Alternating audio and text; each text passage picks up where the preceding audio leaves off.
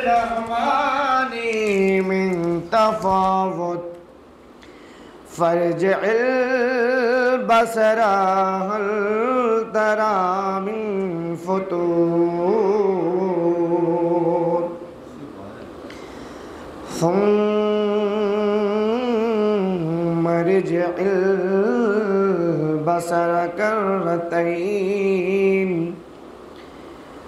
كرتين ينقلب إليك البصر خاسئا وهو حسير ولقد زينا السماء الدنيا بمصابيح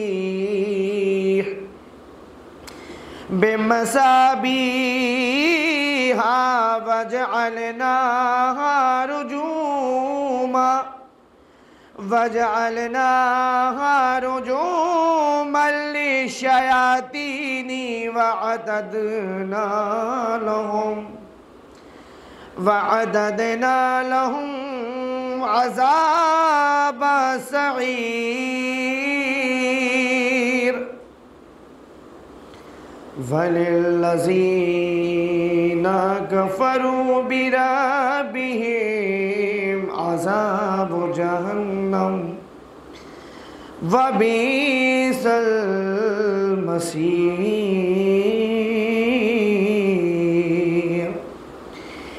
إذا ألقوا فيها سمعوا لها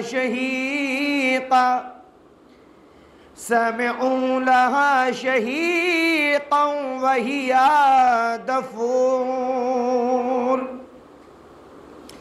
تكاد تميز من الغيظ كلما ألقي فيها فوج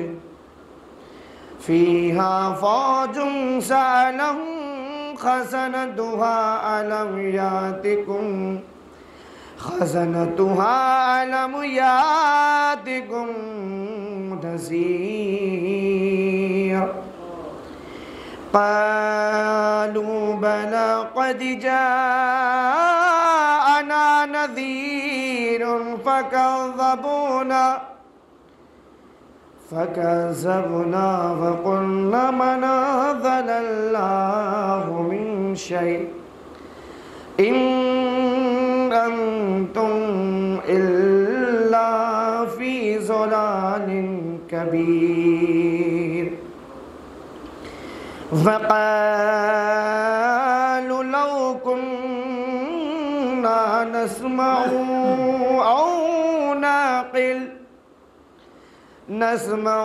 أو نعقل ما كنا في أصحاب السعير فاعترفوا بذنبهم فسوقا لأصحاب السعير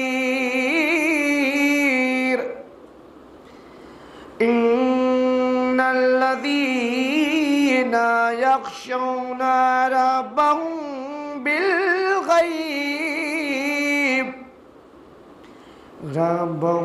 بالغيب لهم مغفرة وأجر كبير وأسروا قولكم أو اجهروا به إنه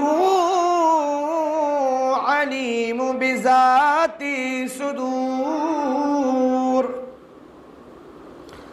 ألا يعلم من خلق وهو اللطيف الخبير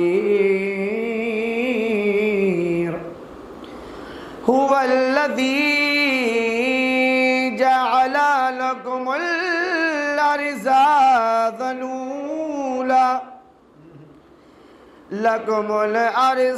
ذلولا فامشوا في مناكبها وكلوا من رزقه وإليه النشور.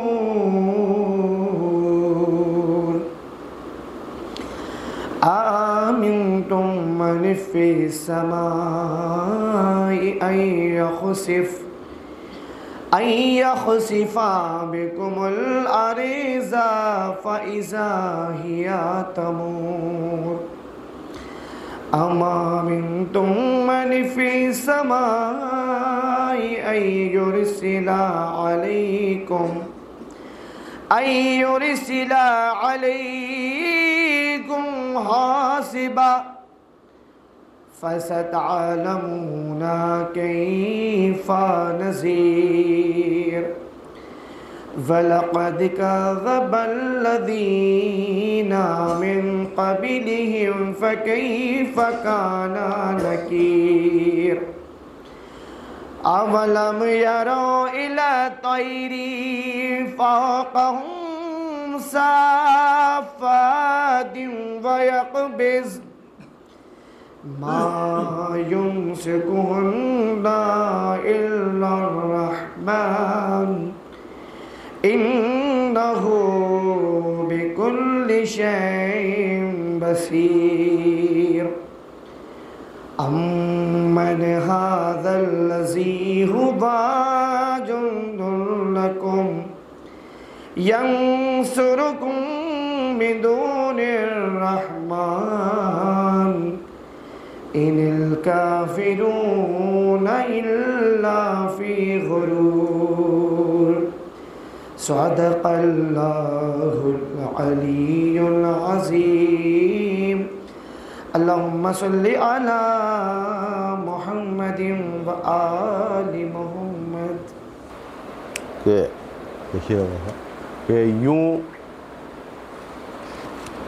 کہ وابستہ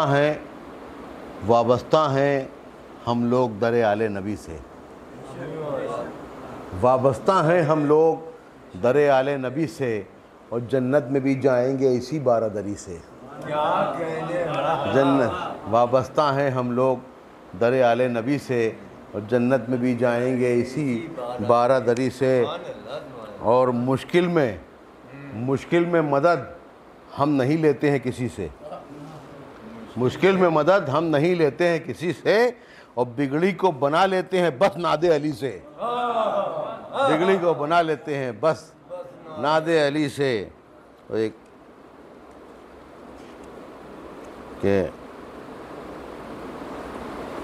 کہ ممبروں سے بیٹھ کر وہ پر اثر تقریر ہو، ممبروں سے بیٹھ کر وہ پر اثر تقریر ہو، سننے والوں کے دلوں میں کربلا تعمیر ہو. کیا کہنے بھائی، واہ واہ، اچھا ہے. کہ ممبروں سے بیٹھ کر وہ پر اثر تقریر ہو، سننے والوں کے دلوں میں کربلا تعمیر ہو. اور مقصد شبیر کی ایک نعرہ صلوات.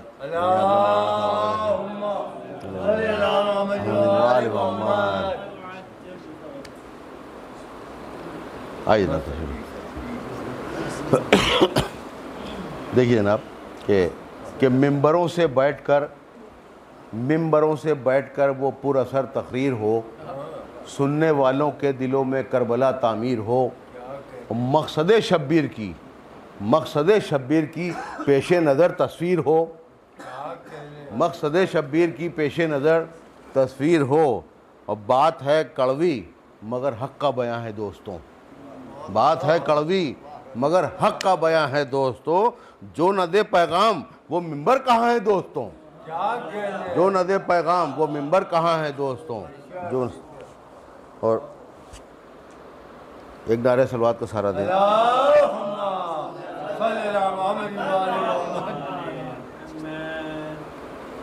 ایک مطلع ہے، چند شعر ہیں، اس کے بعد خوشنو صاحب بیٹھے ہیں. کہ یوں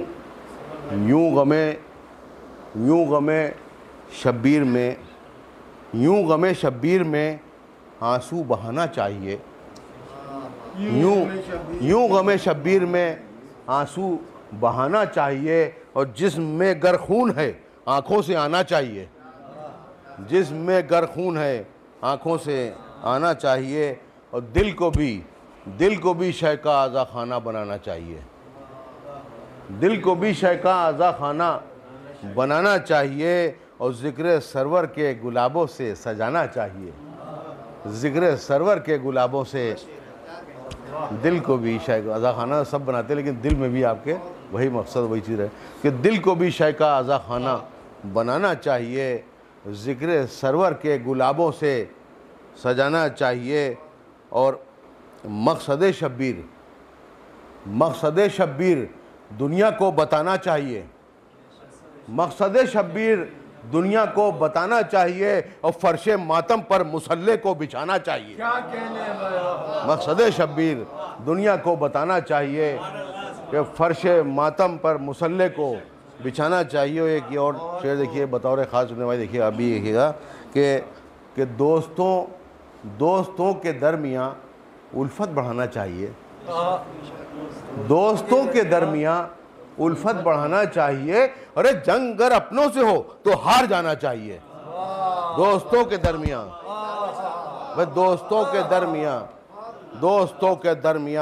الفت بڑھانا چاہیے اور جنگ اگر اپنوں سے ہو تو ہار جانا چاہیے. اور درس اس لیے تو حق ادا کر رہے ہیں، اسی لیے کہ درس یہ ہم کو ملا ہے اصغر بے شیر سے.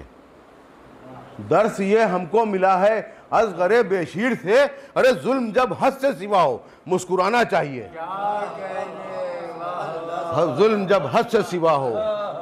درس یہ ہم کو ملا ہے اصغر بے شیر سے. ظلم جب حد سے سوا ہو مسکرانا چاہیے. اور حشر کے میدان میں گرمی سے بچنے کے لیے گرمی سے بچنے کے لیے ارے پرچم عباس کے سائے میں آنا چاہیے. پرچم عباس کے سائے میں آنے اور اپنی روحوں اور نسلوں کی طہارت کے لیے ہم سبھی لوگوں کو فرش غم بچھانا چاہیے. ایک شعر اور دیکھیے بطور خاص، یہ بھی ایک ہدایت ہے کہ فیض غازی کے علم کا پاؤ گے تم بعد میں. فیض غازی کے علم کا پاؤ گے تم بعد میں. ارے پہلے روٹھے بھائی کو اپنے منانا چاہیے. فیض غازی کے علم کا پاؤ گے تم بعد میں. پہلے روٹھے بھائی کو اپنے منانا چاہیے. اور ایک نعرہ صلوات کا دیں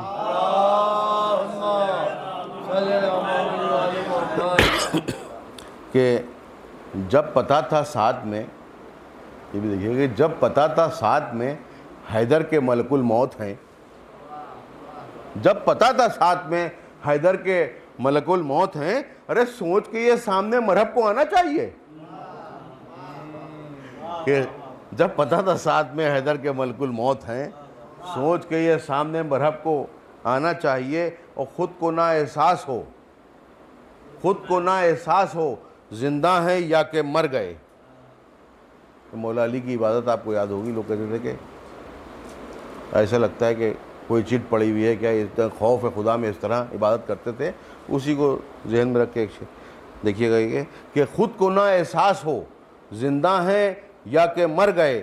ارے شے کے غم میں اس طرح سے ڈوب جانا چاہیے.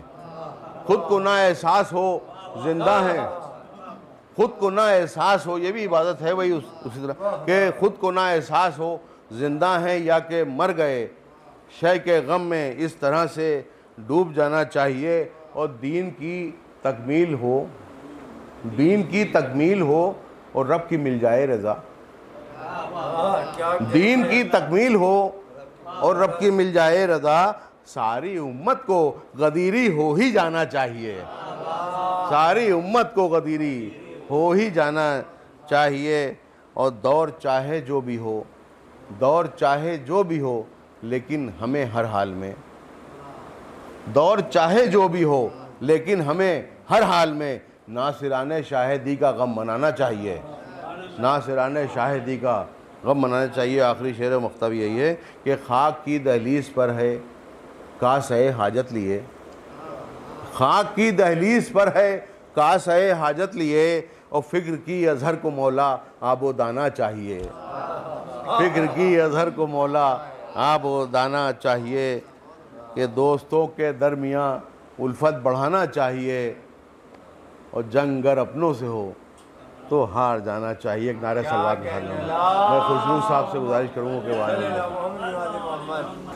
کاتبوں نے لکھ دیا میری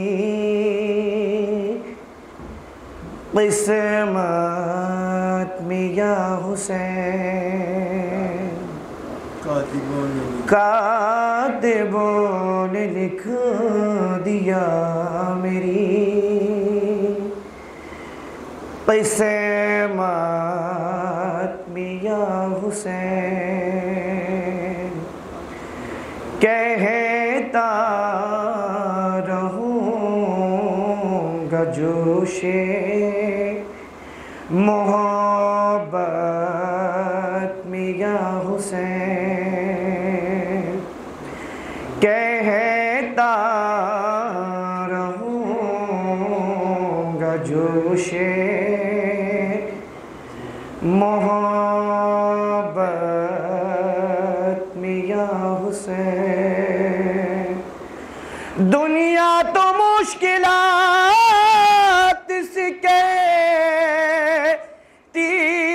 ہے یا علی،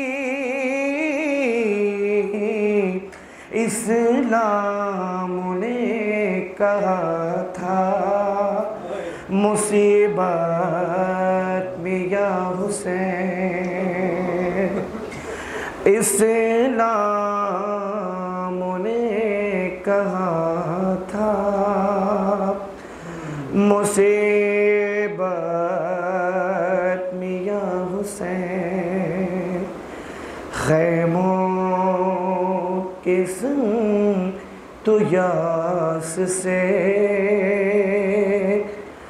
تکتا رہا حسین، خیموں کے سنگ تو یاس سے تکتا رہا حسین، تیروں کے درمیان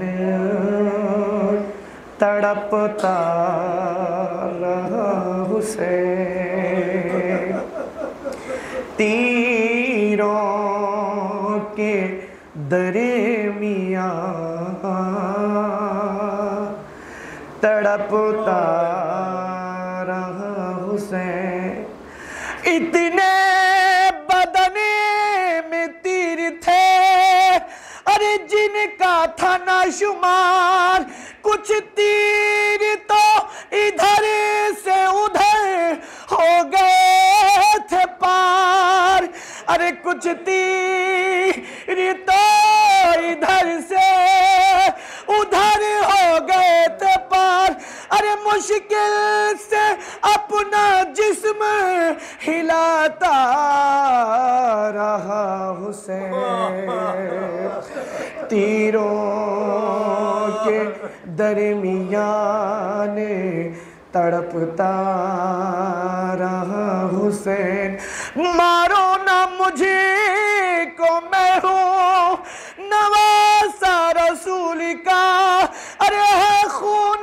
میرے جسم کے اندر بطول کا، مجھ کو یہ بار بار بتاتا رہا حسین، تیروں کے درمیان تڑپتا رہا حسین، تیروں کے درمیان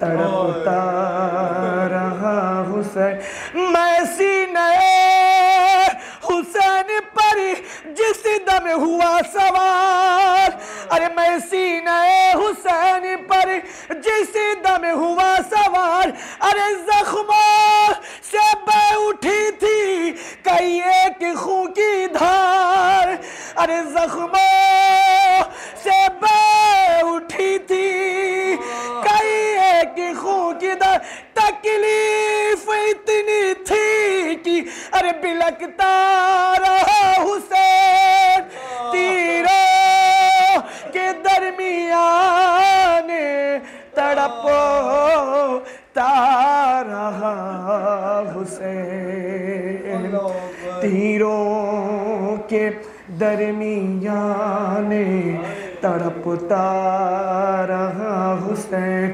تکلیف میں جو دیتا تھا روتا تھا زار زار ارے تکلیف میں جو دیتا تھا روتا تھا زار زار عباس با وفا کو بلاتا تھا بار بار ہے عباس با وفا کو بلاتا تھا بار بار دریا کی سمت و یاس سے تکتا رہا حسین تیروں کے درمیان تڑپتا رہا حسین تیروں کے درمیان تڑپتا رہا حسین جس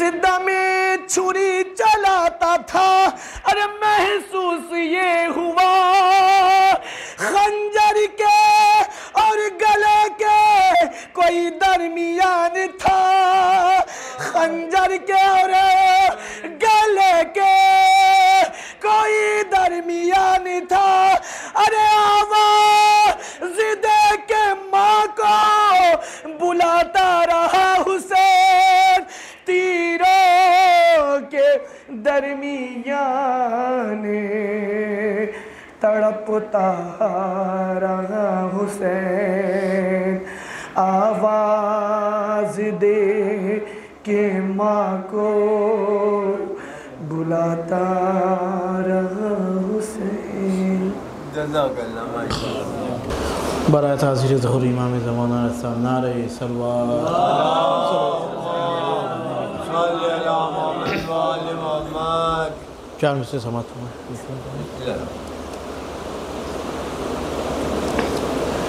کہ کربلا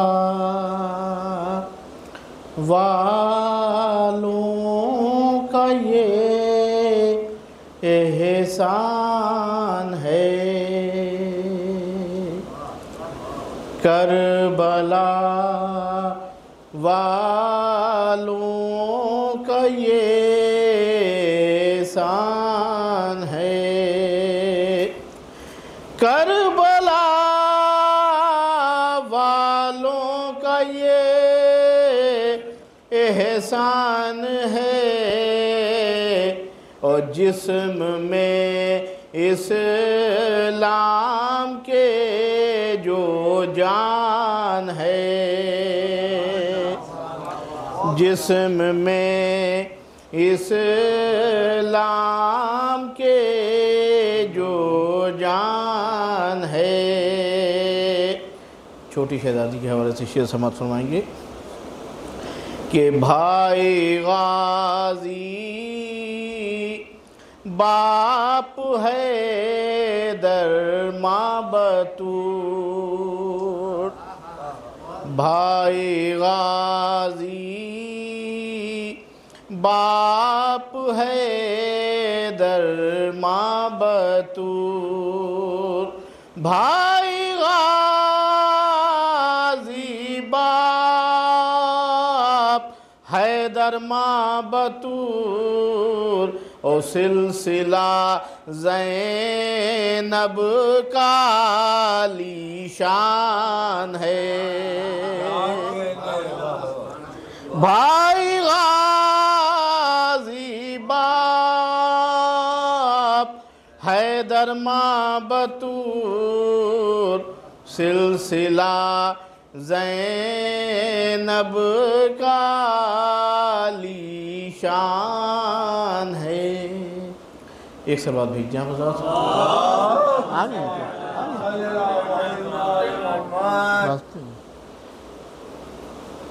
چار سے ہو سماعت فرما لیں. ایک سلوات بھیج دیں آپ حضرات.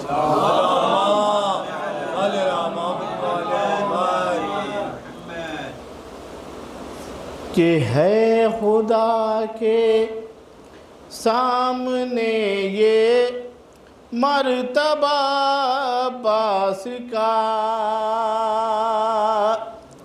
ہے خدا کے سامنے یہ مرتبہ عباس کا، او غیر ممکن ہے کہ ٹل جائے کہا عباس کا،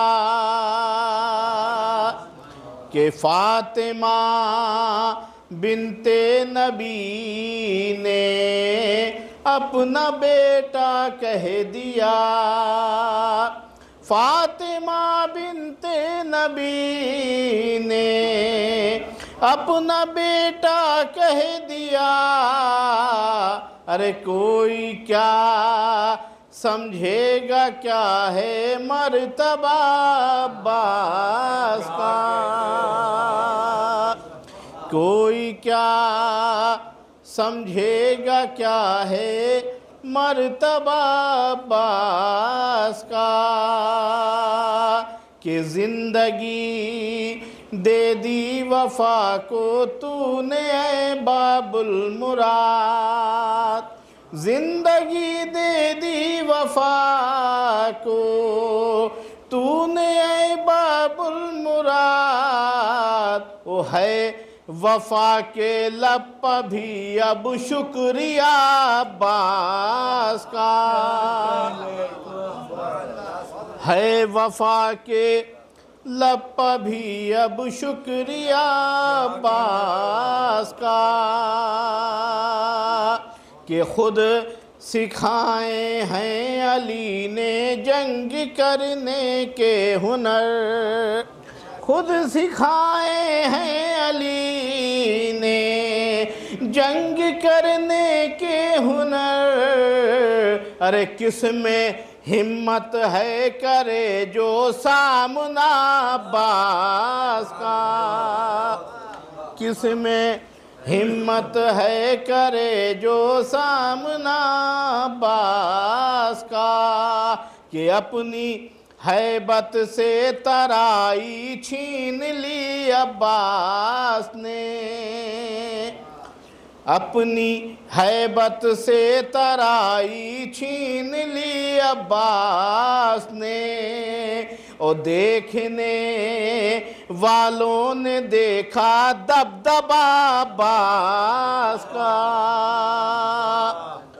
دیکھنے والوں نے دیکھا دبدبہ عباس کا.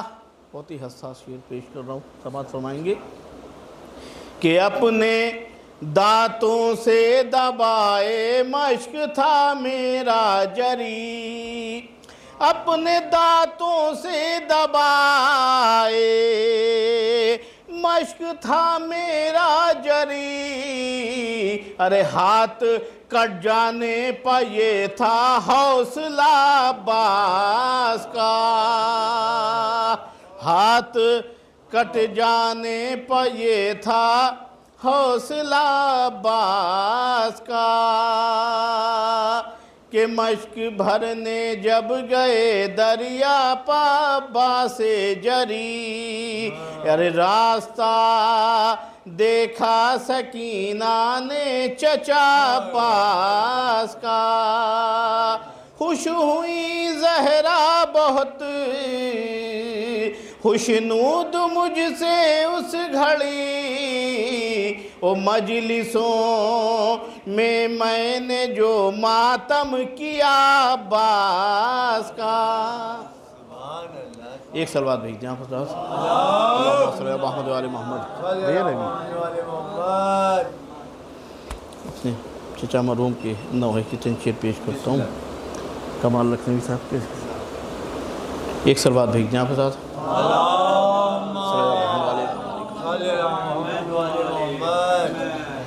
کہ شہ کو لکھا صغرا نے وطن سے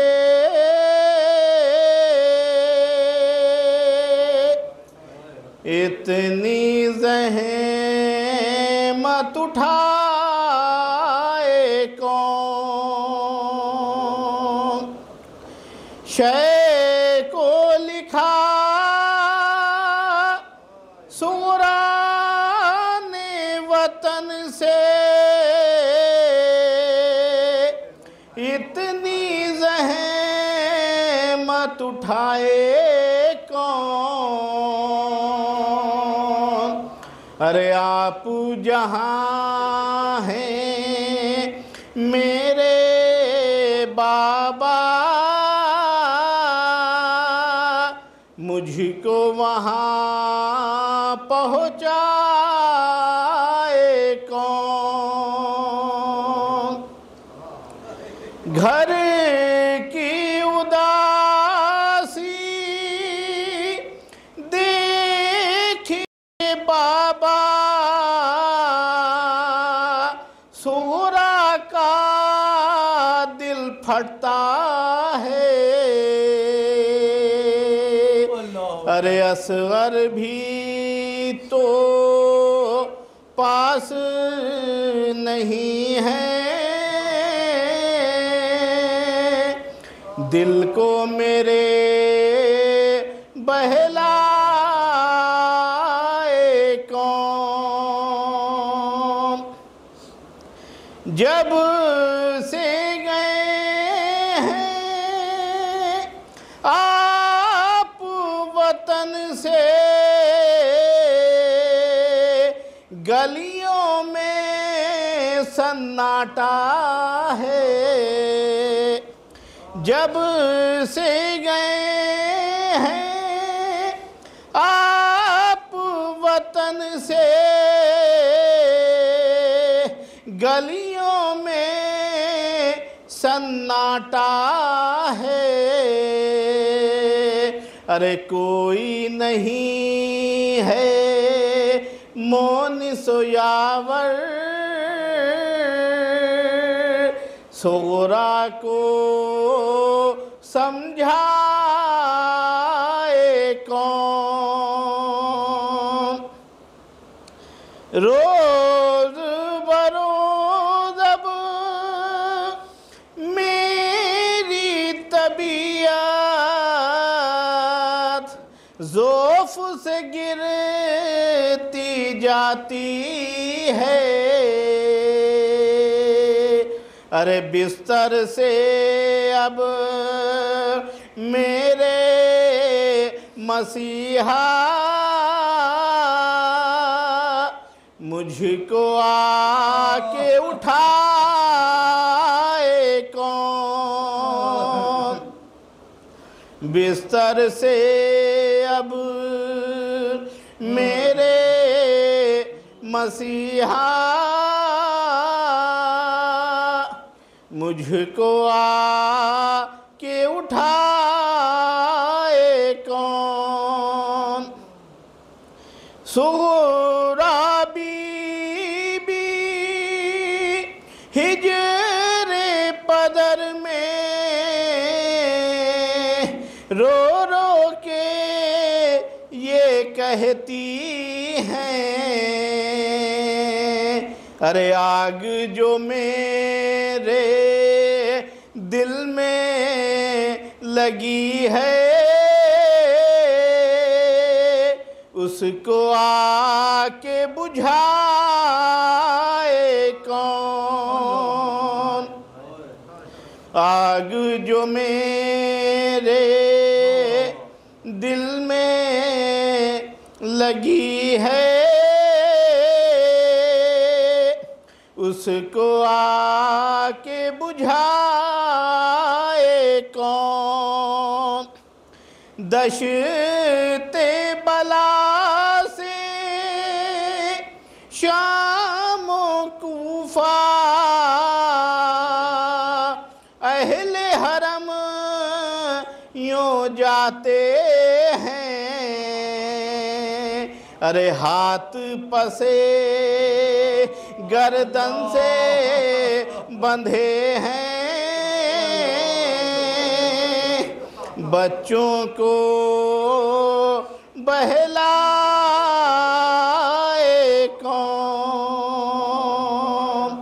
اعوذ باللہ من الشیطان اللعین الرجیم، بسم اللہ الرحمن الرحیم۔ الحمدللہ الذی لا یفرح منع والجمود ولا یبدیہ اعطاء والجود، اذ کل معط منتقص سواہ وکل مانع مذموم ما خلاہ، هو المنان بفوائد النعم وأوائد المزید والقسم، ما اختلف علیہ دہر فیختلف منہ الحال، ولو کان فی مکان فیجوز علیہ الانتقال، جلت عظمتہ والصلاة والسلام علی النبی الامی الخاتم لما سبق والفاتح لمن غلق، المعلن الحق بالحق ابی القاسم محمد، والصلاة والسلام علی اہل بیتہ الطیبین الطاہرین المعصومین المظلومین الذین اذھب اللہ عنہم الرجس وطہرہم تطہیرا۔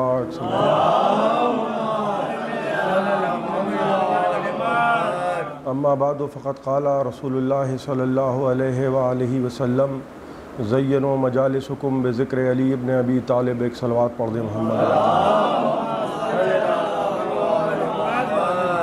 حضرات، مجلس شروع ہونے میں تاخیر ہوئی ہے، لیکن آپ یقین جانیے کہ ختم ہونے میں زیادہ یہ طول نہیں کھینچے گی مجلس۔ آپ کی اجازت سے میں قبلہ اجازت سے میں نے پیغمبر کی جس حدیث کی تلاوت کا شرف حاصل کیا ہے، ارشاد فرمایا رسول نے کہ اپنی مجلسوں کو زینت دو ذکر علی ابن ابی طالب سے۔ یہ بے حد مشہور حدیث ہے رسول کی۔ اور دیکھیے، مجلس جو ہے وہ جہاں انسان بیٹھے وہ جگہ مجلس ہے۔ یہ مجلس جو ہے وہ مجلس عزائے حسین، اسی لیے اس میں اضافت ضروری ہوتی ہے۔ اب تو اضافت بھی نہیں ہے، اب تو فقط مجلس کہیے تو لوگ سمجھ جاتے ہیں۔ جیسے بہت سے دروازے بند ہو گئے، ویسے بہت سو کی مجلسیں بھی جو ہے وہ اپنے آپ ہی ختم ہو گئیں۔ تو اب تو مجلس کہیے تو آسانی سے لوگ سمجھ جاتے ہیں۔ ایران میں پارلیمنٹ کو بھی مجلس کہتے ہیں۔ تو نبی نے فرمایا کہ یہ نہیں مقصد ہے کہ مجلس ہو، محرم آئے، چاند نکلے اور اس کے بعد فرش عزائے حسین بچھاؤ تو اس پر ذکر علی کرو۔ نبی نے فرمایا کہ جہاں بھی بیٹھو تم وہاں علی کا ذکر کرو۔ کیوں؟ کیونکہ یہ ذکر جو ہے وہ زینت ہے مجلس کی۔ یہ ذکر جو ہے وہ تمہاری جو نشست ہے یہ اس کی زینت ہے۔ اب یہ بھی نہیں ہے مقصد کہ کوئی اور ذکر ہی نہ ہو، کوئی اور بات ہی نہ ہو، اور اس کے علاوہ ساری گفتگو کرنا حرام ہے۔ یعنی ہمارا تعلق اس طبقے سے بھی نہیں ہے کہ جہاں ہر چیز جو سمجھ میں نہ آئے وہ حرام ہو جائے۔ تو زینت جو ہے وہ ذکر علی ہے۔ دیکھیے، نبی نے ساری زندگی جو ہے وہ آل محمد کے فضائل بیان کیے ہیں، اور ظاہر سی بات ہے کہ قرآن پڑھتے تھے نبی اور آل محمد کے فضائل بیان کرتے تھے، لیکن قرآن پڑھنے پہ لوگوں کو اعتراض نہیں ہوتا تھا۔ لیکن جب رسول کے فضائل بیان کرتے تھے، رسول آل محمد کے فضائل بیان کرتے تھے تو اچھے اچھوں کا نکاح ٹوٹنے لگتا تھا۔ لیکن نبی فضائل بیان کرتے تھے، اور اچھے اچھوں کا نکاح اس لیے ٹوٹتا تھا کہ وہ یہ تاثر دینے کی کوشش کرتے تھے کہ گویا سارے ایک جیسے ہیں۔ اور جب علی کے فضائل بیان ہوتے تھے اور جب آل محمد کے فضائل ہوتے تھے تو رضوان اللہ تعالیٰ علیہم کا مجمع ہوتا تھا، اور وہاں نبی جو ہے وہ مولا علی کے فضائل بیان کرتے تھے، اور ایک ایک چیز نبی نے بہت کھل کے وضاحت سے بیان کر دی، کوئی چیز مخفی نہ رہے۔ یہ بھی نہیں ہے معاملہ کہ نبی جو ہیں وہ کہہ رہے ہیں کہ دیکھو ایسا ہے کہ بھائی اب میں تو نہیں مناسب سمجھ رہا ہوں۔ مثلا میں ایک مثال دے رہا ہوں نوجوانوں کے لیے کہ آپ کوئی بھیڑ بکریاں چراتا ہو اور اس سے آپ کہیے کہ بھائی کل چلو میرے ساتھ، ایک کام ہے میرا اور چلو، تو وہ آپ سے پلٹ کے فوراً یہ کہے گا کہ بھئی یہ جو میرا کام ہے بھیڑ بکریاں چرانے کا، یہ کون کرے گا؟ میری بھیڑ بکریوں کا کون ذمہ دار ہوگا اگر میں آپ کے ساتھ چلا جاؤں؟ تو جو چرواہا ہے وہ بھیڑ بکریوں کو اکیلا چھوڑنے کو تیار نہیں ہے، پیغمبر اتنی بڑی امت کو اکیلا چھوڑ کے چلے جا رہے ہیں، اور نبی یہ کہہ رہے ہیں کہ بھئی جس کو چاہے بنا لینا، جس کو مناسب سمجھنا، جس کو مناسب سمجھ کے بنایا بھی بڑی محنت سے، وہ کہنے لگے کہ ایسا کرو کہ اگر میں ٹیڑھا ہو جاؤں تو تم مجھے سیدھا کر دینا۔ یعنی اتنی محنت بھی ہو رہی ہے اور نتیجہ کیا ہو رہا ہے؟ صفر۔ نبی نے ایک ایک بات وضاحت سے بیان کی ہے اور بار بار بیان کی ہے۔ یہ نہیں ہے کہ کوئی مسئلہ جو ہے وہ کوئی مبہم ہے، کسی قسم کا کوئی جو ہے وہ سوالیہ نشان ہے۔ تمام کتابوں میں متفقہ طور پہ حدیث ثقلین بھی موجود ہے، صحیح مسلم میں بھی حدیث ثقلین موجود ہے، بڑی بڑی کتابوں میں، اور بار بار نبی کہہ رہے ہیں۔ ایک کہنے لگے کہ دیکھو میرے بعد جو ہے وہ علی ہوں گے، صحابہ کا مجمع ہے، اور میرے بعد علی ہیں، اور علی کے بعد حسن ہے، حسن کے بعد حسین ہے، نام بھی بتا رہے ہیں، اور اس کے بعد جو ہے وہ علی ابن الحسین ہیں۔ میں مثال کے طور پہ آپ کی خدمت میں عرض کر رہا ہوں، 5واں نام آتے آتے جابر جو ہے، جابر ہے نا، مجبور نہیں ہے، اٹھ کے کھڑے ہو گئے اور کہنے لگے کہ جو ہے وہ اس کے بعد کون ہوگا۔ 5ویں کا نام جیسے ہی آیا محمد باقر، اٹھتے میں ان کو جوش آ گیا، جیسے ہمارے یہاں مجلس میں نوجوان اٹھ کے کھڑے ہو جاتے ہیں نعرہ حیدری، وہ جابر اٹھ کے کھڑے ہو گئے۔ اب علی کے فضائلی ایسے ہیں، قبرستانوں کے رہنے والے اور ہوتے ہیں، عزاخانوں کے رہنے والے اور ہوتے ہیں، ایک دم سے اٹھ کے کھڑے ہو گئے، اس کے بعد کون ہوگا۔ کہنے لگے کہ بھائی ابھی تم یہاں پہ ٹھہر جاؤ، اب زیادہ جو ہے وہ یہ ہے کہ 5ویں سے تم ملو گے۔ یہ رسول نے کس سے کہا؟ جابر ابن عبداللہ انصاری سے، کہ 5ویں سے تو تم ملو گے، اور جابر سنو جب ان سے ملنا تو تم ان کو ہمارا سلام کہہ دینا۔ دیکھیے ہم ان کو امام نہیں مانتے ہیں کہ جن کو اہل محلہ امام بناتی ہیں۔ ہمارا جو معیار ہے وہ یہ نہیں ہے کہ وہ وزیر گنج والوں کی کیا رائے ہے اور وزیر باغ والوں کی کیا رائے، یہ ہمارا معیار نہیں ہے۔ ہم ان کو امام مانتے ہیں کہ جن کو غدیر کے میدان میں منصوص من اللہ امامت ملتی ہے۔ ہم ایسوں کو امام نہیں مانتے ہیں کہ پتہ چلا کہ آپ کے پاس مال زیادہ ہے تو چلیے آپ امام ہو جائیے، 6 مہینے آپ ہو جائیے۔ گٹھ بندھن سرکاریں ہمارے کیا نہیں چلتی ہیں، ہمارے کیا حکومت الہی ہے، اور وہ جس کو معین کر دے۔ رسول کا کام یہ ہے کہ اعلان کرے، رسول کو بنانے کا اختیار نہیں ہے۔ دیکھیے جناب موسیٰ علیہ السلام طور پہ تھے، اور جب طور پہ جناب موسیٰ علیہ السلام پہنچے تو اللہ نے کہا کہ موسیٰ فانا اخترتک، یہ سورہ طٰہٰ کی آیتیں ہیں، فانا اخترتک، اے موسیٰ ہم نے تم کو چن لیا۔ دیکھیے اللہ کا یہ انتخاب ہوتا ہے، یہ نہیں کہا کہ موسیٰ تم یہ بتاؤ کہ تمہارے بارے میں لوگوں کا کیا خیال ہے، تمہارے بارے میں فلاں صاحب کا کیا، تمہارے تعلقات کیسے ہیں لوگوں سے، یہ مسئلہ نہیں ہے، ہم نے تمہیں چن لیا۔ اب ہمیں کسی کی پرواہ نہیں ہے، کوئی تمہیں مانے یا نہ مانے۔ فانا اخترتک فاستمع لما یوحیٰ، اے موسیٰ اب جو ہم وحی کر رہے ہیں اس کو سنو۔ یہ کون فیصلہ کر رہا ہے؟ خدا۔ تو ہم لوگ سلیکشن کے ماننے والے لوگ ہیں، ہم لوگ الیکشن کے والے لوگ نہیں ہیں۔ ہم نے تم کو چنا، اور اب جو ہم تم پر وحی کر رہے ہیں اس کو سنتے جاؤ۔ اور جناب موسیٰ علیہ السلام کو دیکھیے نبوت مل رہی ہے۔ شہید ثالث نے لکھا کہ جناب موسیٰ کے پاس کوئی گواہ نہیں ہے۔ آپ غور کریں، جناب موسیٰ کے پاس کوئی گواہ نہیں ہے۔ اگر آج کوئی یہ کہے رات کی تاریکی ہے، راستہ بھی بھول گئے، جناب موسیٰ مفسرین نے لکھا راستہ بھی بھول گئے۔ اور جب قرآن کہہ رہا ہے کہ ایک مرتبہ جب رات کی تاریکی میں برف باری ہو رہی ہے، تاریک راستہ بھول کے دیکھا کہ درخت پہ آگ روشن ہے، ایک پہاڑ کی بلندی پہ آگ روشن ہے۔ وہاں جب پہنچے جناب موسیٰ تو دیکھا کہ ایک پیڑ پر، درخت پر آگ روشن ہے۔ تو یہ منظر ظاہر سی بات ہے کہ عجیب و غریب منظر ہے۔ تو جناب موسیٰ نے پیڑ پر آگ جلنے کا منظر پہلی مرتبہ جناب موسیٰ نے دیکھا، تو جناب موسیٰ گھبرائے کہ بھئی پتہ نہیں کیا معاملہ ہے۔ تب آواز قدرت آئی، موسیٰ فاستمع لما یوحیٰ، ہم نے تم کو چن لیا، اب جو ہم وحی کر رہے ہیں اس کو سنو۔ اب جناب موسیٰ سن رہے ہیں، وحی ہو رہی ہے۔ شہید ثالث نے کہا کہ جناب موسیٰ جب نیچے اترے، اوپر گئے تھے تو کیا سمجھ کے گئے تھے کہ کوئی قافلہ جا رہا ہے، نیچے اترے تو کیا کہتے وہ اترے کہ میں اللہ کا بنایا ہوا نمائندہ ہوں، میں اللہ کا نبی ہوں۔ اب نیچے والے لوگ جو ہیں وہ اگر یہ کہیں کہ صاحب ہم موسیٰ کو نہیں مانیں گے، کوئی گواہ تو لاؤ، ارے پتہ نہیں کس سے گفتگو کر کے طور پہ چلے آئے۔ شہید ثالث فرما رہے ہیں مجالس المومنین میں کہ اگر کوئی یہ کہہ دے، ہم کو یہ حق حاصل نہیں ہے کہ ہم موسیٰ کی نبوت کا انکار کر دیں، اگر ہم انکار کر دیں تو امت کہے گی کہ صاحب یہ تو کافر ہو گئے۔ ہم کہیں بھئی گواہ تو لاؤ، موسیٰ کی نبوت کا کوئی گواہ نہیں ہے، رات کی تاریکی میں نبوت مل رہی ہے، اندھیرے میں نبوت مل رہی ہے، کوئی گواہ نہیں ہے۔ تو آپ امت کا مزاج سمجھیے، دیکھیے جس کو رات کی تاریکی میں بغیر گواہ کے نبوت ملے اس کو سب نبی مانتے ہیں۔ شہید ثالث کہتے ہیں جس کو دن کے اجالے میں غدیر کے میدان میں ہاتھوں پہ اٹھا کے نبی کہیں۔ ایک صلوات پڑھیں محمد و آل محمد۔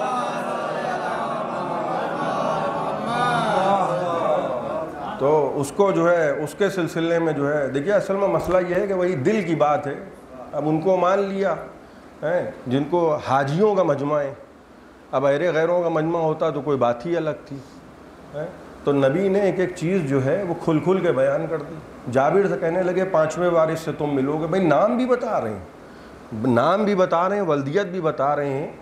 جابر جو ہیں وہ جوان ہیں, رسول بھی جوان, جابر بھی جوان. ایک مرتبہ تو جابر کو یہ کہنا چاہیے تھا کہ اللہ کے رسول یہ بتائیے, یہ سامنے تو آپ کا نواسہ بیٹھا ہے, یہ حسین آپ کی گود میں بیٹھے ہیں, آپ مجھ سے یہ کہہ رہے ہیں کہ یہ جو 4 برس کا آپ کا نواسہ بیٹھا ہے اس کے پوتے کو سلام کہنا. دیکھیے مسئلہ یہ نہیں ہے, ہم پر بھی لوگ بہت الزام لگاتے ہیں تو ہمیں بڑا افسوس ہوتا ہے. لوگ کہتے ہیں کہ صاحب دیکھیے یہ علیہ السلاموں کے ماننے والے ہیں اور کسی اور کو مانتے ہی نہیں ہیں. بھئی آپ سنیے تو ہم کس کس کو مانتے ہیں. اور نبی کہہ رہے ہیں سلام کہہ دینا. جابر جو ہیں وہ سلام میں خیانت نہیں کر رہے ہیں. تو آپ ہمارا معیار سمجھ لیجئے, ہم شخصیتوں کو نہیں مانتے, ہم امین کو مانتے ہیں. اگر سلام میں جابر خیانت کر دیتے, سلام نہ پہنچاتے, تو ہو سکتا ہے ہم ان کو بھی نہ مانتے. اور کہنے لگے پلٹ کے جابر ابن عبداللہ انصاری یہ نہیں پوچھ رہے ہیں رسول سے کہ اللہ کے رسول یہ بتائیے کہ بھئی کوئی زندگی کا تو کوئی بھروسہ ہوتا نہیں ہے, اور اگر میں زندہ رہوں گا, دیکھیے اگر مگر والا صحابی رسول نہیں ہوتا. جس کو رسول کی باتوں میں شک ہو وہ صحابی رسول نہیں ہوتا. رسول کو سمجھنے کے لیے دماغ کا گہرا ہونا ضروری ہے, پائجامے کا اونچا ہونا ضروری نہیں ہے. غور فرما رہے ہیں آپ. رسول کو اگر پہچاننا ہے تو کیسے پہچانا جائے؟ پلٹ کے جابر نہیں پوچھ رہے ہیں کہ اللہ کے رسول زندہ رہوں گا. ارے جابر جانتے ہیں, اور فرما رہے ہیں آپ, دیکھیے اسی کو تو صحابیت کہتے ہیں. جابر جانتے ہیں کہ یہ سلام امانت ہے اور میری زندگی کی ضمانت ہے. اور ایک صلوات پڑھ دیں محمد و آل محمد. وہ اور لوگ ہوتے ہیں جو کہتے ہیں کہ آج جیسا نبوت میں شک ہوا, ایسا تو کبھی ہوا ہی نہیں. تو ایسا بھی ہوتا ہے کہ میں آپ سے کہوں کہ آج جیسی میں مجلس پڑھنے جا رہا ہوں ایسی تو میں نے کبھی پڑھی نہیں. تو اس کا معنی یہ ہے کہ اس سے پہلے بھی میں نے کتنی بار بور کیا ہے آپ کو, یہ مقصد ہے میرا کہنے کا. تو وہ کہہ رہے ہیں کہ آج جیسا نبوت میں شک ہوا, ان کو روز شک ہوتا تھا. خیر میں ان کی بات نہیں کر رہا ہوں, میں جابر کی بات کر رہا ہوں. 5 پشتیں گزر گئی ہیں. اب آپ دیکھیے کمال, دیکھیے کیا ہوتی ہے صحابیت. آپ دیکھیے ذکر سنتے چلیے. جابر جو ہیں وہ حدیث قصہ کے بھی راوی ہیں, حدیث قصہ بھی انہی کے حوالے کی جا رہی ہے, اور حدیث قصہ کی بھی روایت یہی کر رہے ہیں, سلام بھی یہی پہنچا رہے ہیں. یہ ہمارا معیار دیکھیے کیا ہے. ان اللہ و ملائکتہ یصلون علی النبی, یہی ہے نا قرآن. اللہ اور اس کے ملائکہ نبی پہ سلام کرتے ہیں. یا ایھا الذین آمنوا صلوا علیہ وسلموا تسلیما, یہی ہے نا.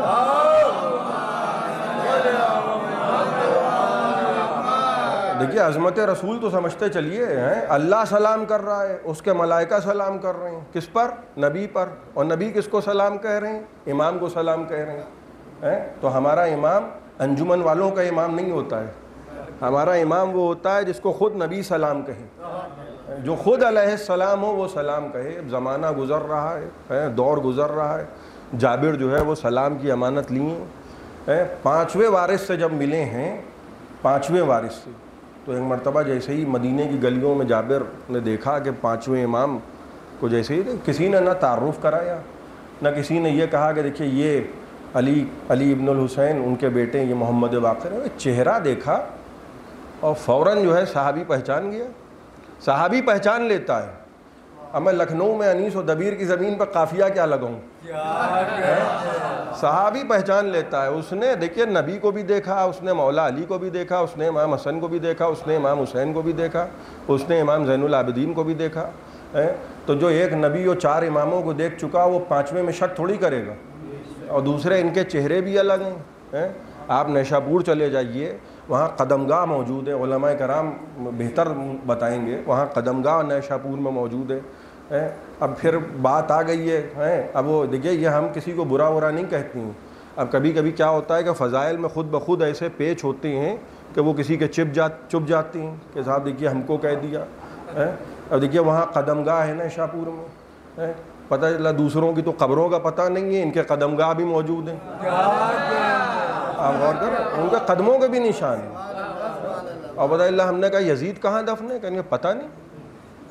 بھائی پتہ کیوں نہیں ہے؟ بھائی آپ غور کیجئے، بھائی جو کہہ رہا ہے یزید ہو سکتا ہے خدا معاف کر دے، یعنی خدا کو جو ہے وہ پتہ نہیں کیا مغل بادشاہ سمجھ رہے ہیں کہ ہو سکتا ہے بادشاہ کا موڈ ہے، ہو سکتا ہے کچھ بھی ہو سکتا ہے. اب خدا کہہ رہا ہے کہ ہم ظالم کو جو ہے وہ اسفل سافلین میں جو ہے وہ ڈالیں گے، جہنم میں ہم ان کو داخل کریں گے. وہ کہے کوئی کچھ کہیے وہی نا. اور وہ حسین رضی اللہ تعالیٰ عنہ کا مقدر تھا، وہ شہید ہو گئے. یہ کیا کیا جو ہے بچانے کے لیے. بھائی دیکھیے ملائیت جو ہے وہ بڑی خطرناک شے ہے.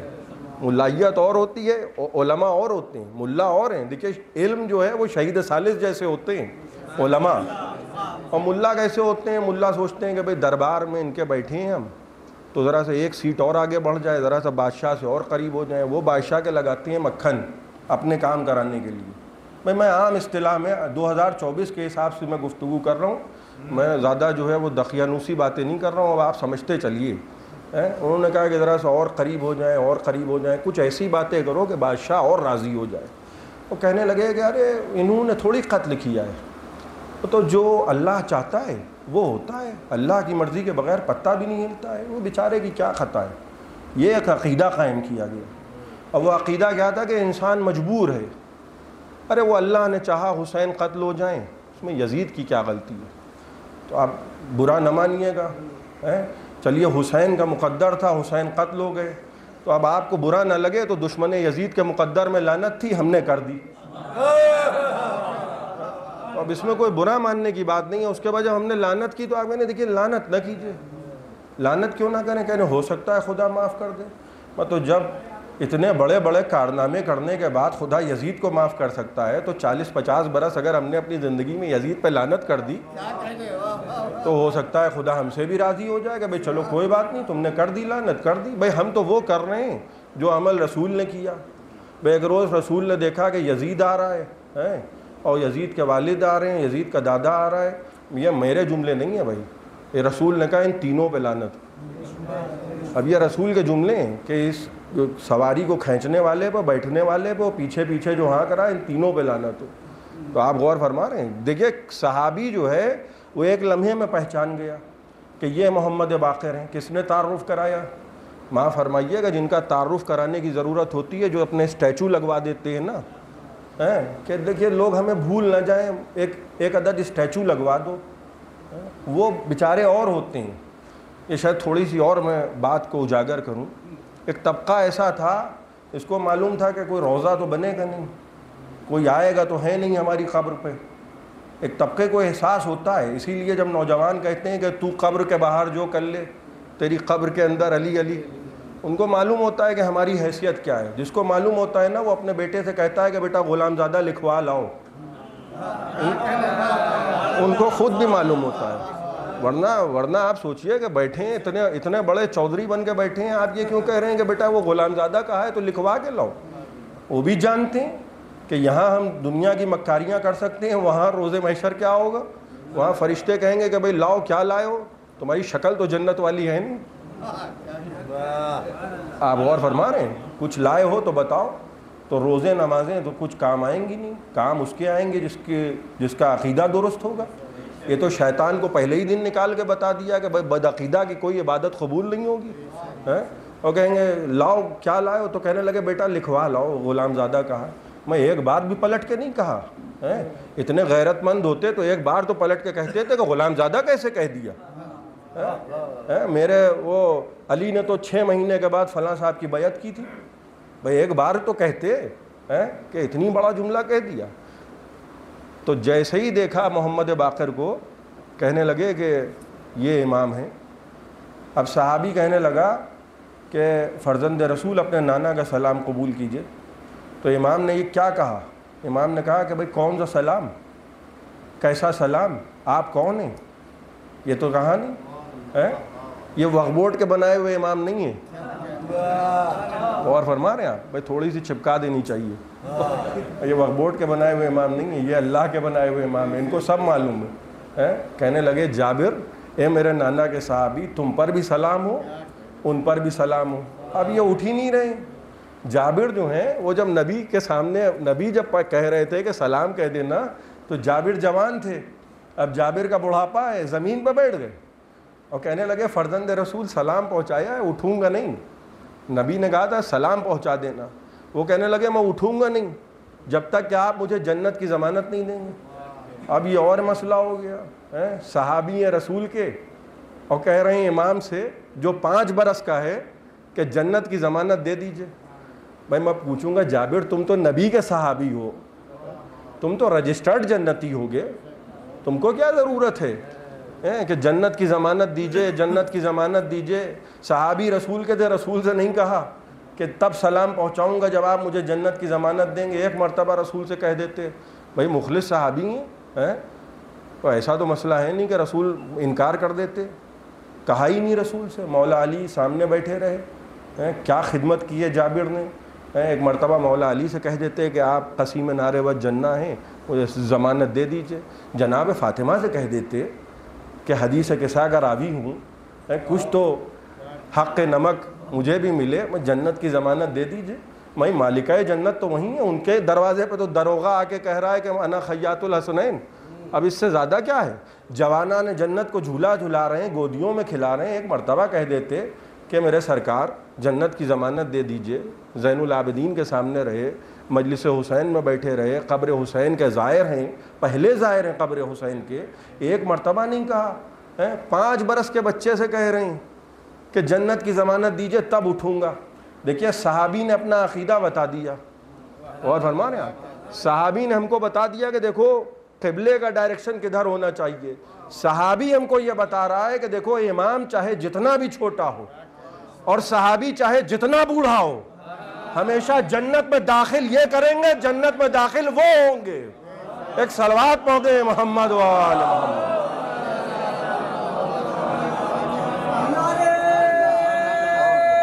ارے سرکار, ارے حضور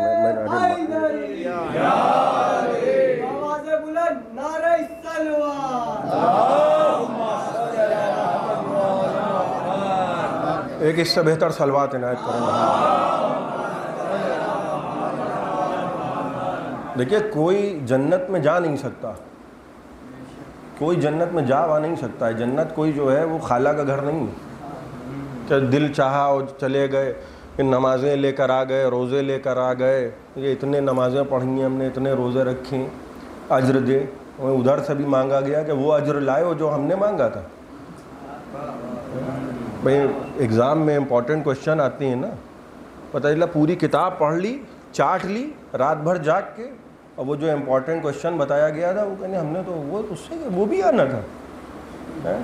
پتہ چلا کہ اسی کے لیے تو کہا جا رہا ہے لا اسألکم علیہ اجرا, ہم تو تم سے کچھ مانگ ہی نہیں رہے علاوہ اس کے. پتہ چلا سب کچھ لے آئے اور وہی نہیں لائے جو مانگا گیا تھا. کیونکہ پہلے اجر لائے ہو تو اجر لو. دیکھیے جنت و جہنم کے درمیان ایک بلند مقام ہے جس کا نام ہے آراف, اور قرآن کہہ رہا ہے علی الاعراف رجال. آراف پہ کچھ مردان خدا کھڑے ہوں گے. یہ ہمارے کیا کہتے ہیں نا مردانی مجلس. تو مردانی مجلس کا مطلب کیا ہوتا ہے. میں نے آج کہا کہ بھئی آج یہاں عزا خانے میں مردانی مجلس ہو رہی ہے, تو آپ سمجھ گئے کہ آج مردانی ہے. اب آپ نہ کل آئے تھے نہ پرسوں آ پائیں گے, کیونکہ مردانی تو آج ہو رہی ہے نا. آپ اور فرما رہے ہیں, قرآن کہہ رہا ہے آراف پہ مردان خدا کھڑے ہوں گے, آراف پر رجال کھڑے ہوں گے. تو رجال جو ہے وہ تو جمع ہے, رجال جمع ہے, تو اس کا مفرد جو ہے وہ رجل ہے. تو قرآن کہہ رہا ہے کہ وہاں رجال ہوں گے, تو رسول پر یہ تو لازم ہے نا کہ ایک رجل کو یہاں پہچانوا دیں. کہنے لگے کل میں علم اسے دوں گا جو مرد ہوگا. بھئی آپ ایک مرد کو جب پہچانیں گے تبھی تو 12 کو رجال کہیں گے. اور ان کی صفت بتا رہے ہیں پیغمبر. ان کی دیکھیے جو آراف پہ مردان خدا کھڑے ہوں گے وہ جبین دیکھ کے بتا دیں گے کہ آپ جنت میں جائیں گے, آپ جنت میں جائیں گے, فلاں صاحب جہنم, فلاں جہنم. وہ جبین دیکھ کے کون بتاتا ہے. ہم نے تو ایک بہت بڑے صاحب کو دیکھا کہ وہ بیٹیوں سے مسئلہ پوچھتے تھے. آپ غور کر رہے ہیں, وہ بیٹیوں سے مسئلہ پوچھتے تھے. یہ جبین دیکھ کے کون بتا دیتا ہے کہ تم جنتی ہو تم جہنمی ہو. اب ایک جملہ آپ کی سماعتوں کی نظر کر رہا ہوں. دیکھیے پیشانی دیکھ کے وہی بتا سکتا ہے جس کی تلوار شجرے دیکھ کے چلتی ہو. ایک صلوات پڑھ دیں محمد و آل محمد. بس دیکھیے پیشانی دیکھ کے بتا رہے ہیں. اور آراف پہ کون کھڑے ہیں؟ مردان خدا. نبی نے کہا کل میں علم اسے دوں گا جو مرد ہوگا. یہی تو تعارف کرایا تھا نا, کل علم اسے دوں گا. آج نہیں دیا ہے نبی نے علم. 40ویں دن کس کو علم دیا؟ مرد کہہ کے مولا علی کو. بھیا محنت بہت کی تھی لوگوں نے, 40 دن 39 دن بھاگنے کے بعد بھی ایک صاحب یہ چاہتے تھے کہ علم انہیں ملے. کیا کمال کی بات ہے. ہم اگر جاگے تو لوگ کہنے لگے تو شرک ہے, یہ تو بدعت ہے. بھائی ہمیں تو یہی پتہ ہے کہ تو رضی اللہوں کا کام ہے کہ رات بھر جاگو شاید کل علم تمہیں ملے. مگر نبی نے تو پہلے ہی کہہ دیا تھا کہ بھائی کل میں علم اسے دوں گا. اتنی صفتیں بیان کر دیں رسول نے, 5 صفتیں. مرد ہوگا, کرار ہوگا, غیر فرار ہوگا, اللہ اور اس کے رسول کو دوست رکھتا ہوگا, اللہ اور اس کے رسول, کچھ بچا ہی نہیں. اس کے بعد بھی نہائے دھوئے کھڑے ہیں. اتنی صفتیں بیان ہونے کے بعد بھی وہ اس تمنا میں ہیں کہ شاید علم ہمیں مل جائے. لیکن خیر جانتے تو تھے ہی, لیکن ایک خیال یہ تھا دل میں کہ وہ علی دیکھیے وہاں ہیں, علی تو یہاں ہے نہیں. اور نبی نے جو ہے وہ صبح جب اذان دی اور اذان کے بعد نماز ہوئی تو یہی تو بھائی سورہ حمد ہم بھی پڑھتے ہیں, سورہ حمد رسول نے بھی پڑھا. تو کیا پڑھا؟ ایاک نعبد و ایاک نستعین. تیری ہی عبادت کرتے ہیں اور تجھی سے مدد مانگتے ہیں. اور یہ پڑھ کے جیسے ہی ہٹے وہاں سے جبرائیل نازل ہوئے. نبی تو کہہ رہے تھے تیری مدد چاہیے, اور جبرائیل کیا کہہ رہے ہیں؟ نادے علی. آپ غور فرما رہے ہیں. اسی لیے تو کسی شاعر نے کہا کہ جب خدا کو پکارا علی آ گئے. اور ایک مرتبہ نہیں نادے علی پڑھوائی, 3 مرتبہ نادے علی پڑھوائی. اور ندا جو ہے وہ عربی زبان میں پکارنے کو کہتے ہیں. نجوا جو ہے وہ کانا پھوسی کو کہتے ہیں. چپکے چپکے کان میں آپ سرگوشی کریں تو وہ نجوا ہے, اور اگر کسی کو پکارا جائے تو ندا ہے. رسول نے باواز بلند نادے علی پڑھی ہے, باواز بلند پڑھی تاکہ یہ رضی اللہ سارے سن لیں. 1 مرتبہ پڑھی علی نہیں آئے, 2 مرتبہ پڑھی نہیں آئے, تیسری مرتبہ پڑھی. اور اس لیے پڑھی کہ 3 مرتبہ پڑھوائی. دیکھیں 3 مرتبہ جو کام رسول کرتے ہیں وہ سنت مؤکدہ ہے, خالی سنت نہیں ہے. 1 مرتبہ میں بھی علی آ سکتے تھے, لیکن انتظام اہتمام یہ کیا گیا کہ ناد علی صرف سنت نہ بنے بلکہ سنت مؤکدہ بنے. اب آپ غور کیجئے کہ 39 دن محنت تو کی. بھائی اس سے تو آپ انکار نہیں کر سکتے. بھائی برا نہ مانیے گا, زیادہ جو ہے وہ آپ حضرات جو ہے وہ نہ کریے. بھائی جس نے محنت کی ہے اس کا تو ذکر ہو. 39 دن کتنی محنت ہوئی ہے, غور فرما رہے ہیں. لیکن دروازہ نہیں کھلا, یہ سمجھ لیجئے. محنت اپنی جگہ پہ, دروازہ نہیں کھلا. اب یہ جملہ کہنے کا حق میں رکھتا ہوں نوجوانوں سے خاص طور پہ. کس سے لو لگائے بیٹھے ہیں. ارے جو 39 دن خیبر کا دروازہ نہ کھلوائے پائے وہ روز محشر جنت کا دروازہ کیا کھلوائے. ایک صلوات پڑھے محمد و آل محمد. ایک اس سے بہتر صلوات عنایت کر دیں محمد. تو آپ غور کریں کہ دیکھیے ایک سلسلہ ہوتا ہے, اور وہ سلسلہ کیسا ہوتا ہے کہ ہمیشہ نبی کے ساتھ ایک مصدق ہوتا ہے. جناب موسیٰ علیہ السلام جب طور پہ تھے تو پہلا حکم جو خدا نے جناب موسیٰ کو دیا تھا وہ دیا تھا کہ فرعون کی طرف جاؤ. دیکھیے یہ وعدہ میں کر چکا ہوں. آپ یہ نہ سوچئے گا کہ داد دے رہے ہیں تو مولانا بہت لمبی پڑھیں گے, یہ نہ سوچئے گا. میں گھڑی کی سوئیوں پہ میری نظر رہتی ہے. جناب موسیٰ نے کہا اذهب الی فرعون. طور پہ تھے نا جناب موسیٰ, تو اللہ نے اتنی بڑا عہدہ ہے. بھائی نبی ہیں, کوئی منتری نہیں ہیں. معاف فرمائیے گا, وہ اور ہوتے ہیں جن کے ساتھ ساتھ جو ہے وہ سیکورٹی ہوتی ہے, وہ اور ہوتے ہیں جن کے گرد آیت تطہیر ہوتی ہے. غور فرما رہے ہیں. یہ 5 سال کی حکومت اور ہوتی ہے اور پشت نبوت پہ حکومت اور ہوتی ہے. یہ وہ امامت مل رہی ہے, نبوت مل رہی ہے. اذهب الی فرعون. اور جناب موسیٰ سے کہا جا رہا ہے جاؤ فرعون کی طرف جاؤ, تو کہنے لگے پروردگار میں اکیلا نہیں جاؤں گا. اتنی بڑا آیتیں مل رہی ہیں بھائی. یہ لو, یہ ید بیضا لو, یہ عصا لو, جاؤ فرعون کی طرف. تو کہنے لگے پروردگار مجھے اکیلا نہ بھیج. کیوں نہ اکیلا بھیج؟ دیکھیے فرعون جو ہے وہ رجسٹرڈ جھوٹا ہے. اور فرما رہے ہیں رجسٹرڈ جھوٹا ہے فرعون. اللہ کا عہدہ قبضہ کیے بیٹھا ہوا ہے. اور جناب موسیٰ جو ہیں وہ نبی ہیں, اور کہنے لگے پروردگار انی اخاف ان یکذبون. پروردگار میں ڈرتا ہوں کہ یہ مجھے جھٹلائیں نا. دیکھیے جھوٹوں نے ہمیشہ یہ کام کیا ہے کہ سچوں کو جھٹلایا ہے. یعنی خود بن کے بیٹھ گئے صدیق, اور جب سامنے آ کے صدیق کھڑا ہوا کہنے لگے آپ جھوٹ بول رہے ہیں. اب وہ چاہے موسیٰ کا زمانہ رہا ہو, چاہے رسول کی بیٹی کا زمانہ رہا ہو. آپ غور کر رہے ہیں, جو جھوٹا ہے وہ کہہ رہا ہے کہ نہیں سچے ہم ہیں, اور جو سامنے آیا ہے اسی کو کہہ رہے ہیں. تو جناب موسیٰ کہنے لگے پروردگار جب یہ ہمیں جھٹلائیں تو کوئی ایک تو ہو جو گواہی دے. یہ ہر زمانے میں کوئی ایک ایسا ضرور رہا ہے جو مصدق ہو. جناب موسیٰ کہہ رہے ہیں پروردگار اتنی بڑی حکومت سے تو میں ٹکرانے کو تیار ہوں, مگر ایک تو ہو کوئی, اور ایک ایسا ہو کہ جس کے ایمان کا قالب اتنا بڑا ہو کہ ساری امت ایک طرف وہ ایک طرف. آپ غور فرما رہے ہیں, لہذا ہارون کو میرے ساتھ بھیج دے تاکہ جب مجھے جھٹلایا جائے میرا مصدق ہو. دیکھیے ہر زمانے میں مصدق ساتھ ہو رہا ہے, ہر زمانے میں مصدق. نبی جب اس دنیا میں آئے ہیں تو مصدق ساتھ ہے. اور فرما رہے کوئی تھا جس نے کہا میں گواہی دیتا ہوں کہ آپ اللہ کے رسول ہیں, ورنہ سب تو جھٹلانے کو تیار تھے. یہی ہو رہا ہے نا, ایک مصدق چلا آ رہا ہے, ایک مصدق چلا آ رہا ہے, ایک مصدق چلا آ رہا ہے. جناب موسیٰ علیہ السلام جب آئے ہیں اور فرعون سے آگے کہا کہ میں اللہ کا بھیجا ہوا نمائندہ ہوں, تو فرعون اتنے غرور میں تھا کہ جناب موسیٰ اور ہارون سے کہنے لگا کہ بھئی تمہارا رب ہے کیا چیز. اور فرما رہے ہیں اس نے ساری زندگی جناب موسیٰ کو دیکھا تھا, اس لیے کہ فرعون کے گھر میں جناب موسیٰ رہیں, کہ سامنے رہیں جناب موسیٰ.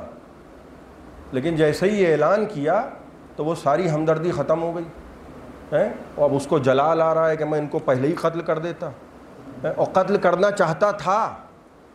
وہ تو جو جناب موسیٰ کے گود میں جن کے تھے, جن کو قرآن کہہ رہا ہے فرعون کی زوجہ جو تھی, یہ بھی سمجھ لیجئے فرعون کی زوجہ, اور قرآن کہہ رہا ہے نساء العالمین ہے. کیا کمال ہو رہا ہے, فرعون کی زوجہ بیوی فرعون کی ہے, اور قرآن کہہ رہا ہے مومنوں کے لیے مثال ہے. اور فرعون کو غصہ آ رہا ہے کہ ہم تبھی قتل کر دیتے. وہ تو ہماری جو اہلیہ ہیں, بھائی فرعون یہ سوچ رہا ہے کہ ہماری اہلیہ نے ان کو قتل نہیں ہونے دیا, ورنہ تو یہ جوانی نہ ہوتے, تو ہم نے تو ان کو بچپنی میں مار دیا ہوتا. قرآن بتا رہا ہے کہ جب بہتا ہوا صندوق آیا تھا تو جناب آسیہ نے گود میں اٹھا لیا, اور فرعون چاہتا تھا کہ قتل کر دیں. تو جناب آسیہ نے کہا کہ عسیٰ ان ینفعنا او نتخذہ ولدا, اس کو قتل نہ کرو, ہو سکتا ہے کہ بچہ ہمیں فائدہ دے یا ہم اسے اپنا بیٹا بنا لیں. آپ غور کیجئے, امت ڈھونڈے ہوئے جناب آسیہ کا نہ کلمہ دکھا پائے گی, نہ نمازیں دکھا پائے گی, نہ روزے دکھا پائے گی, کچھ نہیں دکھا پائے گی. دیکھیے زبانی کلمہ, یہ بھی میں وضاحت کر دوں, زبانی کلمہ اور ہوتا ہے اور دل میں ایمان کا ہونا اور ہوتا ہے. ضروری نہیں ہے کہ اگر کسی کے زبان پہ کلمہ آئے تو وہ واقعی مومن ہو. زبان سے چیخ چیخ کر کہنا اور دل میں ایمان کا ہونا یہ دو الگ الگ چیزیں ہیں. جناب آسیہ نے گود میں اٹھایا اور فرعون کہنے لگا کہ میں قتل کر دوں. ایسا نہ ہو کہ یہ وہی بڑا ہو کہ یہ ہماری حکومت الٹ لے, وہی نکلے جس کے بارے میں جادوگروں نے خبر دی ہے. تو جناب آسیہ نے قتل نہیں کرنے دیا, اور جناب آسیہ کا یہی ایک عمل ہے جس کو قرآن کہہ رہا ہے کہ یہ نساء العالمین ہیں, یہ مومنوں کے لیے مثال ہیں. فرعون کی بیوی اور مومنوں کے لیے مثال. اب اس سے آگے کی آیت پڑھوں گا تو واقعی نکاح ٹوٹ جائے گا. بھائی پڑھ دوں, ضرب اللہ مثلا للذین آمنوا امرأۃ فرعون, اللہ نے جن کو مومنوں کے لیے مثال بنایا ہے وہ فرعون کی بیوی ہے. ضرب اللہ مثلا للذین کفروا امرأۃ نوح و امرأۃ لوط, اللہ نے جن کو کافروں کے لیے مثال بنایا ہے وہ نوح کی زوجہ ہیں اور وہ لوط کی زوجہ ہیں. نوح بھی نبی ہیں, لوط بھی نبی ہیں. بیویاں مثال بنی کافروں کے لیے, اور جو رجسٹرڈ کافر تھا اس کی بیوی مثال کس کے لیے بنی؟ مومنوں کے لیے بنی. خدا نے پہلے ہی دن بتا دیا کہ دیکھو کبھی رشتہ نہ دیکھنا بلکہ کردار دیکھنا. اب آپ غور کیجئے گا قرآن کیا کہہ رہا ہے, مومنوں کے لیے مثال ہیں. یہ کیوں مومنوں کے لیے مثال ہیں؟ کتنی نمازیں پڑھی ہیں جناب آسیہ نے؟ بس میں گفتگو کو ختم کر رہا ہوں. کتنی نمازیں پڑھی ہیں, کتنے روزے رکھ لیے, کیا ایسا کام کر لیا کہ مومنوں کے لیے مثال بنا دیا. بھائی کتنا بڑا شرف ہے. ایک ہی کام کیا ہے جناب آسیہ نے. وہ کام کیا تھا کہ فرعون چاہتا تھا کہ موسیٰ کو قتل کر دے, آسیہ نے قتل نہیں ہونے دیا. معلوم ہوا معیار کلمہ نہیں بنے گا، معیار دفاع نبی بنے گا.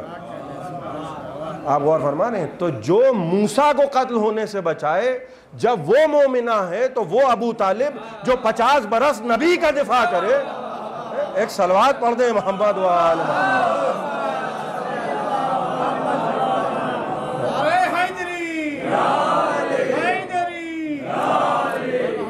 محمد صلوات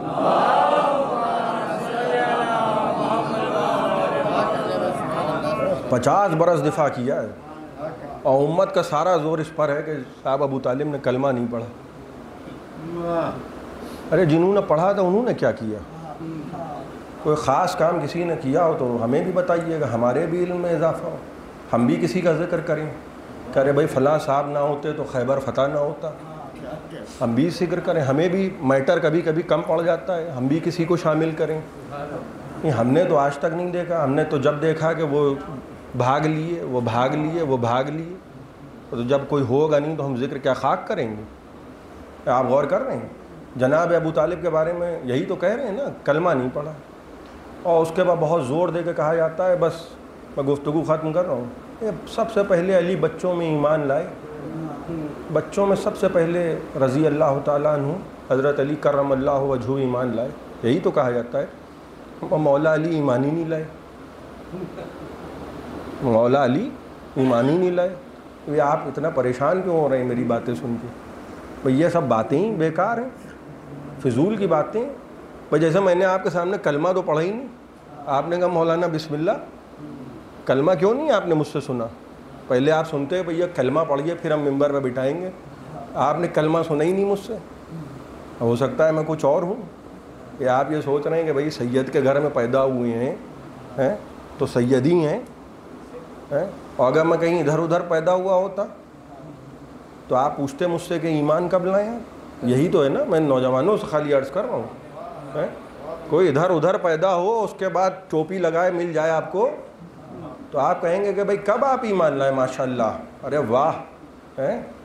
یہی اس سے پوچھا جائے گا نا، لیکن آپ مجھ سے نہیں پوچھ رہے ہیں. کیوں؟ کیونکہ آپ کو معلوم ہے کہ بھئی یہ تو ہم جانتے ہی نہیں، یہ تو سیدوں کے گھر میں پیدا ہوئے ہیں، تو یہ ان سے تو یہ سوال ہی نہیں ہو سکتا. تو جب مجھ سے یہ سوال نہیں ہو سکتا، یہ تو اس سے پوچھئے آپ کہ جس کا ننیال و ددیال کافر رہا ہو کہ تم ایمان کب لائے. جو کفر قدے میں پیدا ہوتا ہے اس سے پوچھا جاتا ہے ایمان کب لائے. جو خانہ خدا میں پیدا ہو، ایک صلوات پڑھے محمد و آل محمد.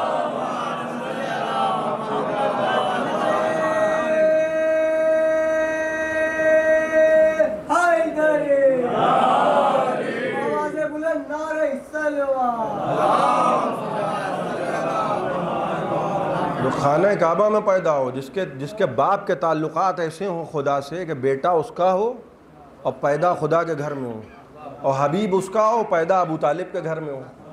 یہ تو تعلقات کی نوعیت ہے، جس سے تعلقات ہوں. ابو طالب کہہ رہے ہیں پروردگار بیٹا میرا ہے مگر نام میں نہیں رکھوں گا، تو بتا پروردگار ماذا تری فی اسم ذی الصبی، تو بتا کہ اس بچے کا نام میں کیا رکھوں. کیا تعلقات ہیں. کہا ابو طالب ایسا کرو اس کا نام علی رکھ دو، عرش پہ ہم علی، فرش پہ یہ علی. نام بنام یہ جو نبی بتا رہے ہیں نا، 5 نسلوں کے نام نبی نے کیسے بتا دیے، 12 جانشینوں کے نام کیسے بتا دیے. دیکھیے جانشین خدا بتا رہا ہے، بنا رہا ہے، نام خدا رکھ رہا ہے، نبی سے کہہ رہا ہے تم اعلان کرتے جاؤ یہ ہوں گے وہ ہوں گے وہ ہوں گے. ایک ایک چیز تو نبی بتا چکے. حسن اور حسین بیٹھے ہیں، کہنے لگے سنو الحسن والحسین امامان قاما و قادا، یہ میرے دونوں بچے حسن اور حسین امام ہیں، چاہے اٹھ کے کھڑے ہو جائیں چاہے بیٹھ جائیں، کوئی اور امام نہیں ہے. ان کے پاس لشکر ہے تب بھی یہی امام ہے، کوئی اور ان کے علاوہ امام نہیں ہوگا. بھائی جو حسین، یہ مشہور جملہ ہے حسین ابن علی کا، مجھ جیسا اس جیسے کی بیعت نہیں کرے گا. ایک لفظ میں حسین بات ختم کر سکتے تھے کہ میں یزید کی بیعت نہیں کروں گا. آپ غور کر رہے ہیں، لیکن حسین کیا کہہ رہے ہیں، مجھ جیسا اس جیسے کی بیعت نہیں کرے گا. حسین بتا رہے ہیں کربلا افراد کی جنگ نہیں ہے، کربلا کرداروں کی جنگ ہے. اور ایک انکار حسین نے کیا ہے. آپ غور کر رہے ہیں. دیکھیں جو مولا ہوتا ہے نا اس کی بیعت کی جاتی ہے، مولا کسی کی بیعت نہیں کرتا. اور حسین نے انکار کر دیا. بھائی آپ غور کریں، یزید کو پورا زور یزید کا یہ تھا کہ حسین بیعت کریں. میں ایک مثال دے رہا ہوں آپ کو نوجوانوں کے لیے. سب نے مثلاً کسی صاحب کو ووٹ دے دیے. وزیر گنج میں کوئی صاحب سباسدی کا الیکشن لڑ رہے تھے, کسی نے ان کو سب نے ووٹ دے دیا ان کو, اور ایک صاحب نے ووٹ نہیں دیا. اب وہ سب کا ذکر نہیں کر رہے ہیں, شکریہ نہیں ادا کر رہے ہیں, وہ ان صاحب کے پیچھے لگیں کہ آپ نے مجھے ووٹ نہیں دیا, آپ نے مجھے ووٹ نہیں دیا. تو لوگ کہیں گے ارے صاحب آپ جیت بھی گئے, آپ کو سب نے ووٹ دے دیا, آپ نے کسی کا شکریہ نہیں ادا کیا. کون سا ایسا ان کے سرخ آپ کے پل لگے ہیں؟ کیا آپ انہی کے پیچھے لگے ہوئے ہیں کہ صاحب انہوں نے ووٹ کیوں نہیں دیا؟ کیا مقدمہ بازی ہوگی؟ سپریم کورٹ میں مقدمہ کر دیجئے گا ان کے اوپر. تو ایک فرد اگر کوئی ووٹ نہیں دے رہا ہے, میں مثال دے رہا ہوں, ایک فرد اگر تائید نہیں کر رہا ہے تو ایک فرد کی کوئی اہمیت بھی تو نہیں ہوتی ہے.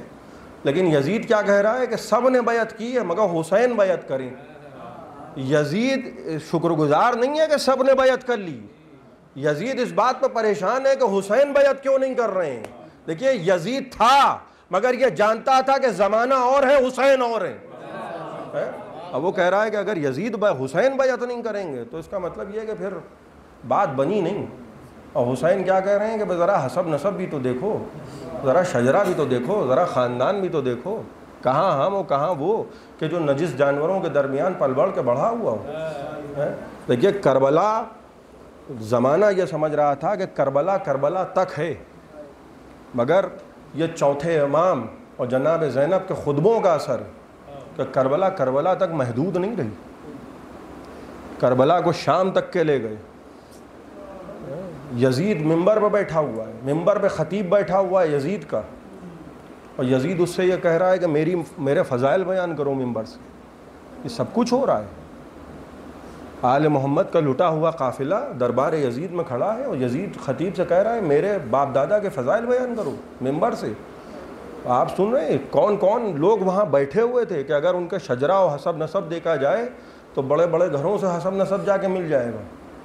اور وہاں چوتھے امام ہاتھوں میں ہتھکڑیاں, پاؤں میں بیڑیاں, گلے میں توق خاردار.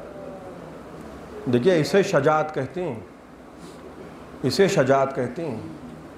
ایسی کیفیت میں چوتھے امام نے جب دیکھا کہ خطیب بیٹھ کے یزید کے حکم سے یزید کے والد کے, یزید کے دادا کے فضائل بیان کر رہا ہے, چوتھے امام نے کہا کہ بس ٹھہر جا خطیب, یہیں پہ ٹھہر جا, اب اس سے آگے گفتگو نہ کر. اور یزید سے کہنے لگے تازن لی ناسادہ حاضہ الآباد, کہ یزید کیا میں بھی ان لکڑی کے تختوں پہ بیٹھ جاؤں؟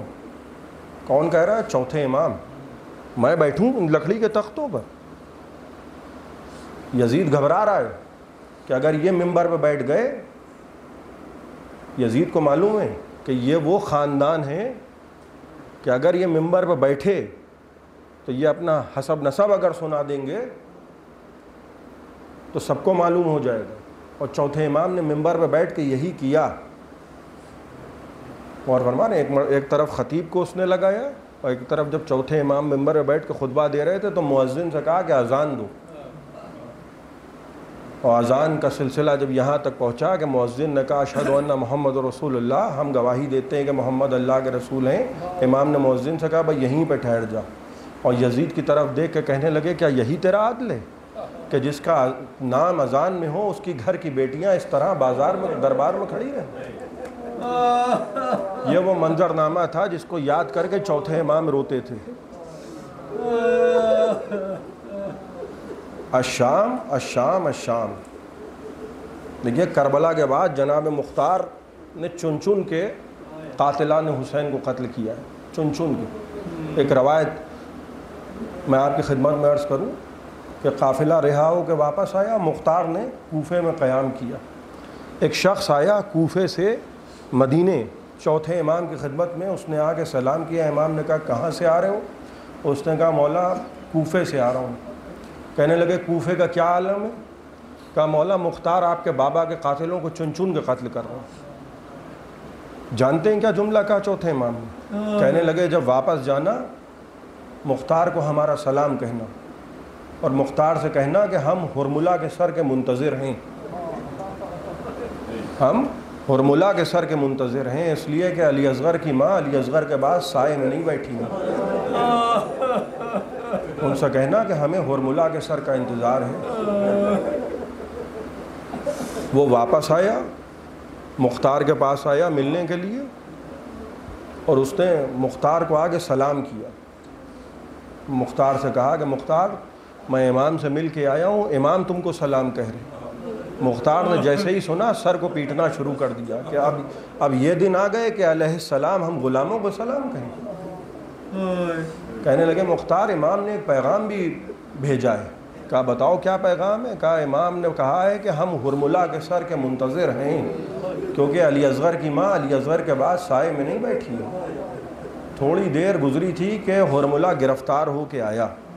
مختار نے کہا حرملہ یہ بتا تو نے کربلا میں کیا ستم ڈھایا کہ میرا امام کسی کے بارے میں سوال نہیں کر رہا ہے, تیرے بارے میں سوال کر رہا ہے.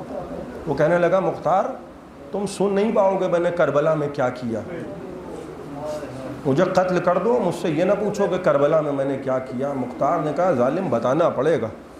کہا مختار اگر سننے کی قوت رکھتے ہو تو سنو, کربلا میں میرے ترکش میں 7 تیر تھے, 4 تیر نشانے سے خطا کر گئے. کربلا میں نے فقط 3 تیر استعمال کیے. خدا آپ کی آوازوں پر رحمت نازل کرے. کربلا میں حرملہ نے فقط 3 تیر استعمال کیے. مختار کے دربار میں کھڑا ہو کے کہہ رہا ہے, مختار کہہ رہے ہیں بتا ظالم پہلا تیر کب چلایا؟ کہا مختار پہلا تیر میں نے تب چلایا جب عباس مشق کو ترائی سے بھر کے لے جا رہے تھے. وہ کہتا ہے مختار آنکھوں میں وہ جلال تھا, حیدر کرار کا بیٹا, آنکھوں میں وہ جلال تھا کہ کوئی قریب آنے کی ضرورت نہیں کرتا تھا. میں نے کمینگاہ میں چھپ کے تیر چلایا, تیر مشق سکینہ پہ لگا. آپ جانتے ہیں عباس نے کیا کیا؟ دیکھیے عباس تیزی سے خیموں کی طرف بڑھ رہے تھے, لیکن جیسے ہی پانی بہا مشق سکینہ میں تیر لگا, عباس نے رخ خیموں کی طرف سے پھیر لیا. اب خیموں میں جانے کا فائدہ کیا جب مشق سے پانی بہہ چکا. کہا ظالم بتا دوسرا تیر کب چلایا؟ کہا مختار میں نے دوسرا تیر اس وقت چلایا جب حسین 6 مہینے کے بچے کو آغوش میں لیے. آپ جانتے ہیں تیر کا وزن زیادہ ہے, علی اصغر کا وزن کم ہے. روایت کے جملے ہیں کہ جب علی اصغر کی گردن پہ تیر لگا تو بچہ باپ کے ہاتھوں پہ منقلب ہو گیا.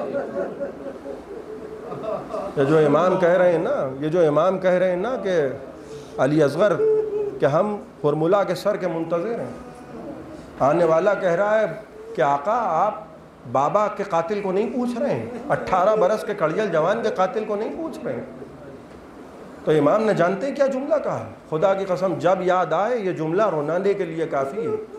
جب امام نے کہا کہ اس سے کہنا, مختار سے کہنا ہم حرملہ کے سر کے منتظر ہیں, تو اس نے کہا کہ آقا بابا کے قاتل کو نہیں, شمر کو نہیں پوچھ رہے ہیں, عباس کے قاتل کو نہیں پوچھ رہے ہیں, علی اکبر کے قاتل کو نہیں پوچھ رہے ہیں, قاسم کے قاتل کو نہیں پوچھ رہے ہیں, پوچھ رہے ہیں تو 6 مہینے کے بچے کے قاتل کو پوچھ رہے ہیں. تو جانتے ہیں امام نے کیا جملہ کہا؟ کہنے لگے اے آنے والے تجھ کو نہیں معلوم وہ تیر علی اصغر کی گردن پہ نہیں لگا, اس تیر نے آل محمد کا کلیجہ چھنی کر دیا. مختار پوچھ رہے ہیں بتا تو نے تیر کب چلایا؟ وہ کہنے لگا جب حسین 6 مہینے کے بچے کے ہاتھوں پہ لیے تو میں نے دوسرا تیر چلایا, اور اس کا نتیجہ یہ ہوا کہ علی اصغر باپ کے ہاتھوں میں منقلب ہو گئے. کہنے لگے ظالم بتا تو نے تیسرا تیر کب چلایا؟ بس عزیزان محترم آپ کی آوازیں بلند ہو گئی, خدا آپ کو کوئی غم نہ دے سوائے غم سرکار سید الشہداء کے. سنیے گا تیسرا تیر حرملہ نے کب چلایا؟ کہنے لگے ظالم بتا تیسرا تیر کب چلایا؟ وہ کہنے لگا مختار مجھے قتل کر دو, تم سن نہیں پاؤ گے مختار, میں نے تیسرا تیر کب چلایا؟ تلوار کو نکالا. کہنے لگے ظالم بتا تیسرا تیر کب چلایا؟ کہا مختار میں نے تیسرا تیر تب چلایا جب حسین زخموں سے چور ہو گئے تھے اور پشت فرس پہ جھوم رہے تھے, مگر نبی کا نواسا زین سے زمین پہ نہیں گرتا تھا. میں نے ایسا تیر چلایا کہ حسین کے دل کا نشانہ لیا, اور حسین کے تیر حسین کے دل کے آر پار ہو گیا. میں نے جیسے ہی تیر چلایا نبی کا نواسا زین سے زمین پر آ گیا. حرملہ کا کند خنجر تھا. فَيَعْلَمُ الَّذِينَ ظَلَمُوا وَأَيَّامُ انقلبی ينقلبون اِنَّا لِلَّهِ وَإِنَّا إِلَيْهِ رَاجِعُونَ. حضرات ایک مرتبہ سورہ حمد اور 3 مرتبہ قل اللہ کی تلاوت فرما کر مرحوم کی روح کو اصال ثواب فرما دیں. اشاروں بے عور حسین, دیاروں بے عور حسین, بے فوج و بے لشکر حسین,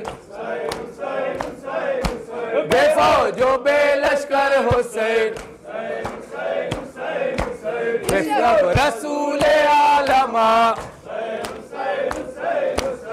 شب رسول عالم شب علی مرتضی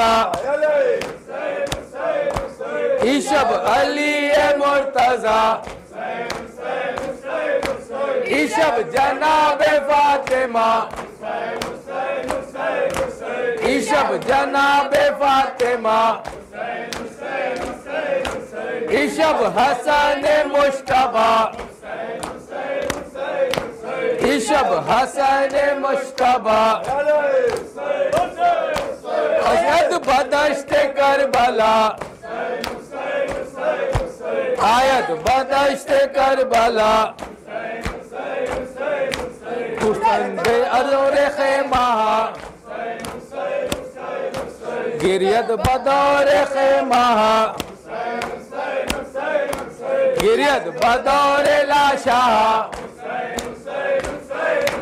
گریت بدور لاشا آیت عرض نینوا پسند عرض نینوا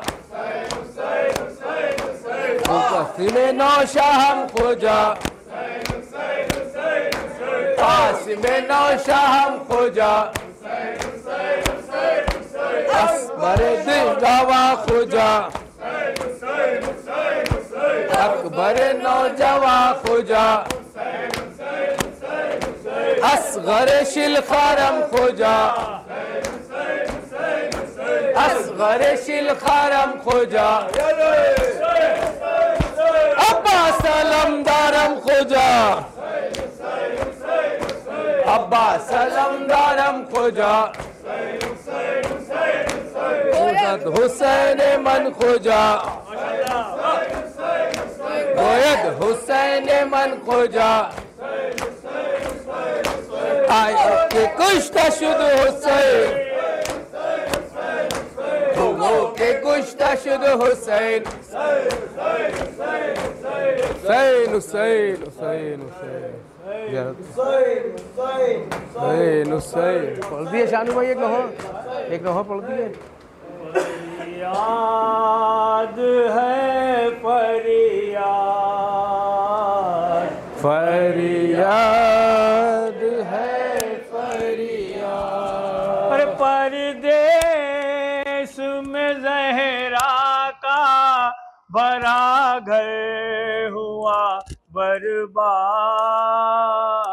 فریاد ہے فریاد فریاد ہے فریاد برچی کی انیسی نئے اکبر میں لگی ہے کیا ماں بنی ہے کیا ماں بنی ہے تصویر نبی رن میں ہوئی جاتی ہے برباد فریاد ہے فریاد فریاد ہے فریاد کیا کیا نام صائب ہوئے کیا کیا نہ سہے غام جب قید ہوئے ہم جب قید ہوئے ہم ہر گام پا ایک تازہ ستم ایک نئی افطار فریاد ہے ماشاءاللہ فریاد ہے فریاد پردیس میں ہم اہل حرم ایسے لٹے ہیں ساری نانگ پھرے ہیں سر نانگ پھرے ہیں رک جاتے تو دیتے تھے عزیہ ستم ایجاد فریاد ہے فریاد فریاد ہے فریاد اب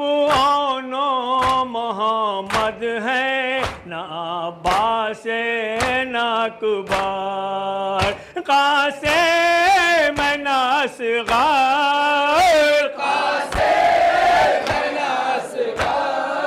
ارے ہر ایک نے گھر چھوڑ کے مقتل کیا آباد فریاد ہے فریاد فریاد ہے فریاد ساحل غم شبیر میں آنسو نہ رکیں گے تا حشر بہیں گے